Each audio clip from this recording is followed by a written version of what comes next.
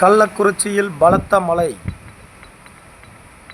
இந்த மழைச்சாரலில் அனைவரும் பாதுகாப்பாகவும் தங்கள் குடும்பத்தில் உள்ளவர்களை ஆங்காங்கே இருக்கிறவர்களிடம் விசாரிக்க உடனடியாக வீட்டுக்கு வர சொல்லுமாறும் குடும்பத்துடன் பாதுகாப்பாக இருக்க வேண்டும். மழை நேரத்தில் அனைவரும் வெந்நீர் குடிப்பது அவசியம்.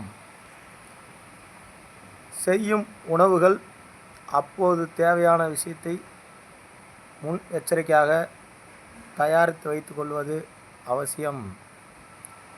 மின்சார செயல்பாடுகளில் பாதுகாப்பு அவசியம்.